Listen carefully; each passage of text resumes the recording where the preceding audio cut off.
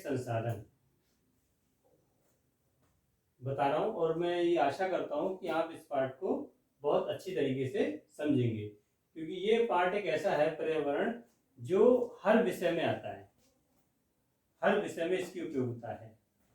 तो आज हम क्वेश्चन पढ़ते हैं, पर्यावरण को प्रदूषित करने वाले कारकों की व्याख्या कीजिए।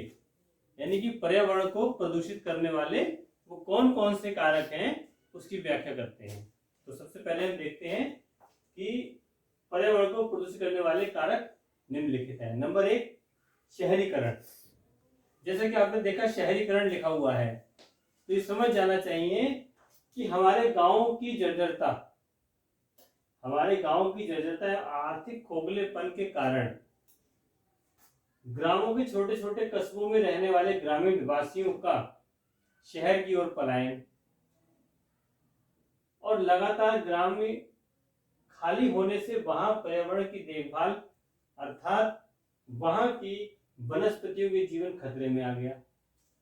दूसरी तरफ शहरों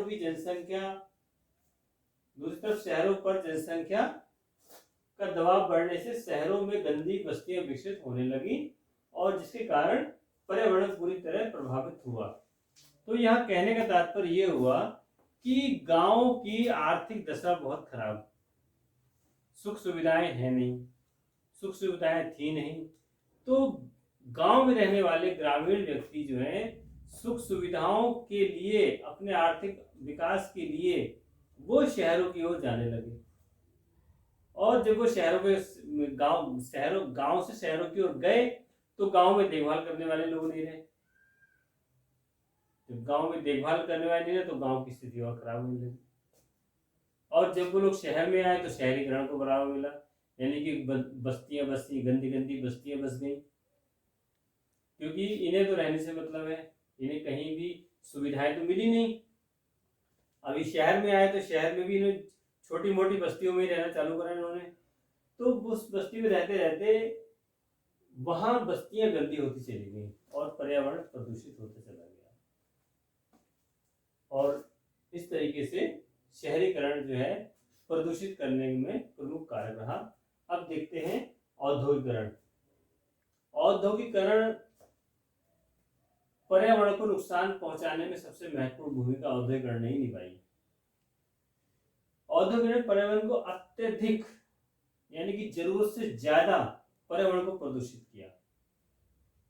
जहां मानव ने औद्योगिकरण का से अपनी भौतिक प्रगति की तथा अनेक संसाधन जुटाए, वहीं दूसरी ओर प्राकृतिक संसाधनों का अनियंत्रित एवं अव्यवस्थित रूप से उपयोग करके मनुष्य ने ऐसे मोड़ पे लागत खड़ा कर दिया जहां केवल विनाश ही विनाश है।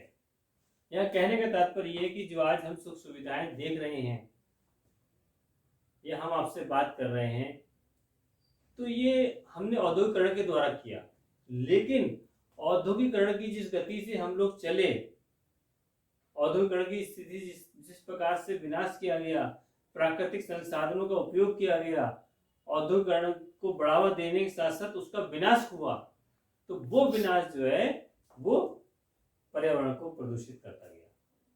अब नेक्स्ट पॉइंट देखते हैं। अब देखते हैं तीसरा कारण, जनसंख्या वृद्धि। क्योंकि जनसंख्या का नाम सुनते ही आपको ये बताने की आवश्यकता नहीं है कि हम क्या बताएंगे आपको, आप खुद ही जानते हैं जनसंख्या वृद्धि। लगातार जनसंख्या वृद्धि से अत्यधिक जल, वायु एवं ध्वनि प्रदूषण हुआ। हमारा खाद्य पदार्थों एवं रहन सहन के आवश्यक सामान पर जनसंख्या वृद्धि के कारण काफी दबाव आ गया। इससे समस्त पर्यावरण का ढांचा बिगड़ गया। बढ़ती जनसंख्या के कारण प्राकृतिक जल स्रोतों के जल में मानवकृत प्रदूषण बुरी तरह फैल रहा है। जैसे कि आपने देखा, मैंने आपको बताया कि जनसंख्या वृद्धि से जल प्रदूषण बहुत होता है, वायु प्रदूषण बहुत होता है,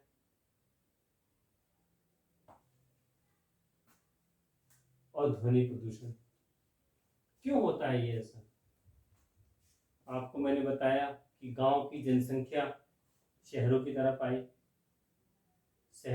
आई, संसाधन थे नहीं, तो जिसको जहाँ जैसा उपयोग में हुआ उसने वैसा उपयोग करा। जल प्रदूषित किया जाने लगा, वायु का प्रदूषण बढ़ता चला गया, ध्वनि प्रदूषण बढ़ता गया। तो इतनी भीड़ भाड़ हो गई, आप खुद देखते होंगे कि अगर आप गाड़ी से कहीं जा रहे हो या पैदल जा रहे हो तो वाहनों की इतनी लंबी कतार लगी हुई है।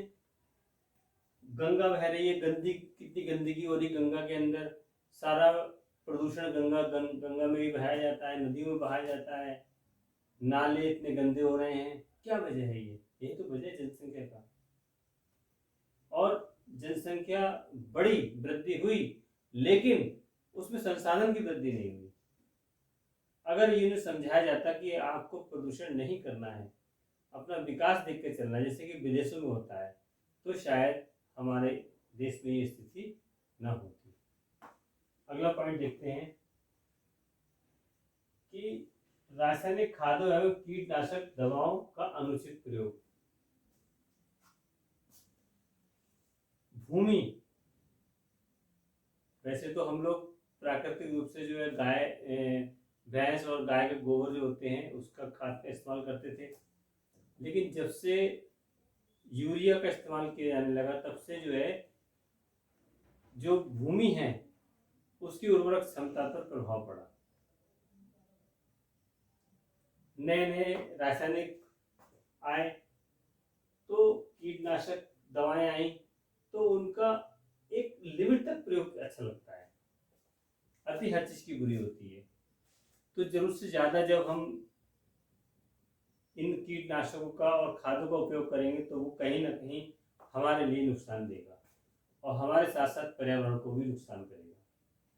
तो हमारे पर्यावरण प्रदूषण में प्रमुख कारण जो है वो रासायनिक खादों एवं कीटनाशक दवाओं का भी है। अब देखते हैं यातायात, यानी कि आप समझ गए कि वायु प्रदूषण में प्रमुख योगदान जो है अगर किसी का होता है तो वो यातायात का होता है, जो मोटर वाहन है उनका है। इससे निकलने वाली विषैली गैसें एवं धुआं हानिकारक होता है और जो मानव जीव जंतुओं को शुद्ध वायु से वंचित करता है। और निरंतर यातायात साधनों की वृद्धि के कारण पर्यावरण प्रदूषण में वृद्धि होती जा रही है। आप कहीं भी जाइएगा, 2 मिनट आप सड़क पे खड़े हो जाओ तो इतना प्रदूषण है मोटरसाइकिलों का, कारों का, ट्रकों का, कि आपको अपना मास्क लगाने की जरूरत पड़ेगी। तो ये प्रदूषण इतना फैलाते जा रहे हैं, ध्वनि प्रदूषण ऐसा फैल रहा है कुछ पूछो मत। व्यक्ति जो है पैदल चलना नहीं चाह रहा है, साइकिल से चलना नहीं चाह रहा है, उसे चाहिए तो सिर्फ गाड़ी। और उनकी गाड़ी में सरकार ने नियम कर रखा है कि आप जो है वायु प्रदूषण के लिए उसके मानक बना दिए गए हैं, लेकिन नहीं, आप देखो लोग गाड़ी चलाते हैं, उनके अंदर से बहुत धुआं निकलता है। तो ये सब क्या है? ये सब पर्यावरण को प्रदूषित करने वाले कारक हैं। हम अभी भी नहीं समझ रहे हैं, हमारी आने वाली पीढ़ियां इसका भुगतान करेंगी, क्योंकि अगर हम स्वस्थ होंगे तो आने वाली पीढ़ियां भी स्वस्थ होंगी।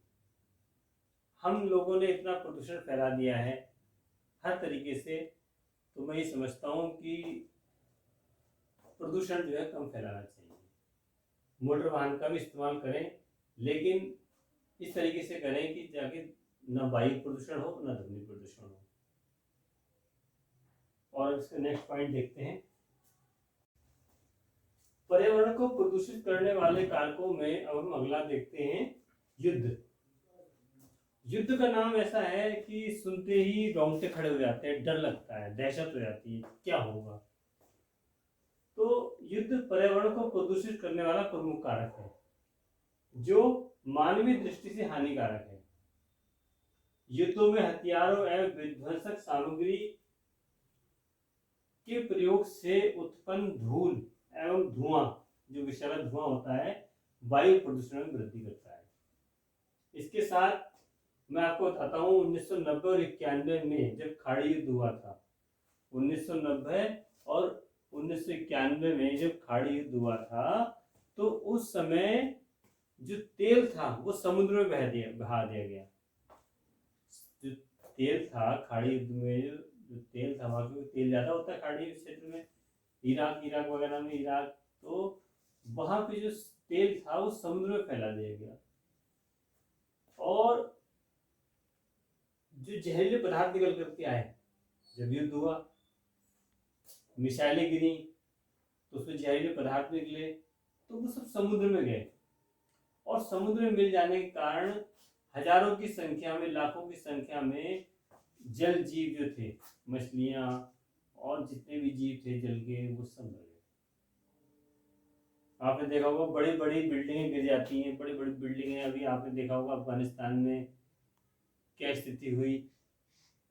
तो ऐसे बहुत से हैं, इजराइल में भी हमला हुआ, हमास पे हमला हुआ, तो बड़ी बड़ी बिल्डिंगें ध्वस्त हो गई, स्थिति खराब हो गई। तो ये सब युद्ध भी पर्यावरण को बहुत प्रदूषित करते हैं। अगला है वनों का ह्रास, यानी कि वनों की कटाई। वन तो हम लगाते नहीं हैं। अगर आप एक पौधा लगाएंगे तो एक साल में मुश्किल से इतना बड़ा होता है, इतना बड़ा हो जाएगा। लेकिन व्यक्ति अपने फायदे के लिए, उद्योग को बढ़ावा देने के लिए उन वनों को काटे पड़ा है, लगा नहीं रहा है, वो काटे पड़ा है। तो जब वनों को काटा जाएगा तो फिर ऑक्सीजन की कमी होगी, और जब ऑक्सीजन की कमी होगी तो कार्बन डाइऑक्साइड बढ़ेगी, और जब कार्बन डाइऑक्साइड बढ़ेगी तो फिर लोगों को मानसिक और शारीरिक बीमारियां होंगी, मानसिक और शारीरिक बीमारियां होंगी, और नेचुरल वो व्यक्ति बीमार पड़ेगा, यानी हम सभी लोग हैं। तो अपने स्वार्थ के लिए मानव ने वनों को काटना शुरू किया, जिससे वायु, जल एवं मृदा प्रदूषण में वृद्धि हुई, जिसके कारण ऑक्सीजन की कमी हो गई, जैसे मैंने आपको बताया, और कार्बन डाइऑक्साइड की बढ़ोतरी हुई, और शारीरिक मानसिक विकृतियां आदि से फैल गई, तेजी से फैल गई। व्यक्ति के अंदर सांस रोग होने लगे, फेफड़ों की बीमारी होने लगी। क्यों होने लगी? यही तो वजह है, आपको शुद्ध ऑक्सीजन मिल नहीं रही है। अगला पॉइंट है जीव जंतु। जीव जंतु, जब सड़कों पे जाते हैं तो तुमने गाय भैंसों को चढ़ते हुए देखा होगा, सड़कों पे घूमते हुए देखा होगा, वो वहीं गोबर कर देती हैं, मल कर देती हैं। कुत्ते वगैरह हैं सड़कों पे घूमते, तो ये क्या है? ये भी प्रदूषण फैला रहे हैं, ये भी प्रदूषण फैला रहे हैं। और उनके मल से तरह तरह की गंदगी होती है, कीड़े मकोड़े पड़ जाते हैं। तो कहने का मतलब ये है कि वो भी वातावरण को प्रदूषित करते हैं। अगला पॉइंट है प्रदूषक तत्व। प्रदूषक तत्व कोई भी तत्व जो पर्यावरण में प्रतिकूल परिवर्तन लाता है, यानी कि फिर नोट करो, कोई भी तत्व जो पर्यावरण में प्रतिकूल परिवर्तन लाता है वह प्रदूषक तत्व कहलाता है। सामान्यतः प्रदूषक तत्व नगरीय और ग्रामीण पर्यावरण से उत्पन्न प्रभाव हैं, जिनका संकीर्ण जल प्रभाव, अपशिष्ट दुर्घटना एवं अन्य प्रभाव उद्योगों में, उत्पादों में, मानव क्रियाओं के द्वारा होता है। यानी कि प्रदूषक तत्व वह तत्व हैं जो नगरीय और ग्रामीण क्षेत्रों में उत्पन्न होते हैं। जैसे आपने देखा होगा कि हम थैली लेकर के आते हैं, प्लास्टिक की थैली लाए, सामान लाते तो खुशी से हैं, लेकिन उस थैली को क्या करते हैं? फेंक दिया, प्लास्टिक के डिब्बे कचरे में फेंक दिए। तो वो क्या कर रहे हैं? वो प्रदूषण फैला रहे हैं। तो ऐसी जो चीजें जिसका उपयोग तो अपने लिए करते हैं, लेकिन बाद में मिश्रित के रूप में फेंक देते हैं, तो वो प्रदूषित हो जाते हैं। वह तत्व प्रदूषक तत्व कहलाते हैं। तो मैं समझता हूँ कि पर्यावरण को प्रदूषित करने वाले कारकों की व्याख्या जो मैंने बताई वो आपने अच्छी तरीके से समझ ली होगी, और इन पॉइंटों को आप नोट कर लें। और मैं समझता हूँ कि अगर आप इन क्वेश्चंस आएगा किसी भी तरीके का, चाहे वो अति लघु हो, बहुविकल्पी हो, दीर्घ हो, आप उसे आसानी से कर लेंगे। और अगर आपको ये वीडियो अच्छा लगा हो तो आप सब्सक्राइब करें। अब हम एक नेक्स्ट क्वेश्चन देखते हैं कि पर्यावरण के संदर्भ में मूलवासियों के अधिकारों की रक्षा कैसे कर सकते हैं। पर्यावरण के संदर्भ में मूलवासियों के अधिकारों की रक्षा कैसे कर सकते हैं। तो हम देखते हैं कि मूलवासियों को अपने निवास स्थान से पलायन करने से रोका जाना चाहिए और मूलवासियों के आर्थिक संसाधनों का अतिरिक्त दोहन ना किया जाए। मूलवासी यानी कि जो जंगलों में रहते हैं, जिसे हम आदिवासी भी कहते हैं, तो उन्हें उनके निवास स्थान से ना हटाया जाए, उन्हें उनके निवास स्थान से ना हटाया जाए और उनको पलायन करने से रोका जाए। क्योंकि सरकार या बहुत से लोग बहुमाफिया होते हैं, तो वो सोचते हैं इन्हें यहाँ से हटाओ, इन्हें यहाँ से भगाओ, हम इस संपत्ति पर कब्जा करेंगे, हम यहाँ होटल बनाएंगे, ये करेंगे, या इस कई तरीके के प्रोजेक्ट पेश करेंगे। तो इस तरीके से आदिवासियों को वहाँ से हटा दिया जाता है, यानी कि मूलवासियों को, तो उन्हें रोका जाए और उनके जो आर्थिक संसाधन हैं, जो उनकी जड़ी बूटियाँ हैं, जो उनका उपयोग के साधन हैं, उनका दोहन रोका जाए, यानी कि उनका अत्यधिक मतलब कहना चाहिए दोहन ना किया जाए। तो अगला क्वेश्चन देखते हैं, मूलवासी से क्या आशय है। मूलवासी से क्या आशय है? मूलवासी उन लोगों के वंशज हैं जो उसी देश के रहने वाले थे, अर्थात जो न किसी बाहरी देश से आए और ना ही लाए गए, यानी कि जो जहाँ का मूल निवासी है। जैसे कि हम भारत के लोग हैं, हम भारत में रहते चले आए हैं, तो हम भारत के वासी हैं, लेकिन ईस्ट इंडिया कंपनी, ब्रिटेन जब हमारे देश में आए तो हम उनके गुलाम बने, तो वो बाहरी लोग हुए, हम मूलवासी लोग हैं, हम जो हैं भारत के मूलवासी हैं। तो इसी प्रकार से हम अपनी जगह पे ही रह रहे हैं, हम बाहर से नहीं लाए गए हैं, हम इंडिया के ही हैं। तो उसी तरीके से जो मूलवासी लोग हैं उन्हें आदिवासी भी कहा जाता है। मूलवासी लोगों को आदिवासी भी कहा जाता है जो जंगलों में रहते हैं। यानी कि तुमने जंगलों के कई फिल्मों में शॉट देखे होंगे कि उनकी परंपराएं अलग अलग होती हैं, और भारत में इन्हें आदिवासी कहा जाता है और अनुसूचित जनजाति भी कहा जाता है, यानी कि एसटी। जब भी कई बात आती है कि आप किस जाति से आते हैं, तो वो कहते हैं हम अनुसूचित जनजाति से आते हैं। इसका मतलब समझ लेना चाहिए कि ये पहाड़ की रहने वाली वो जाति है जो सुख सुविधाओं से दूर है। ठीक, तो मैं समझता हूँ मूलवासी और मूलवासी के संरक्षण के विषय में आप अच्छी तरीके से समझ गए होंगे।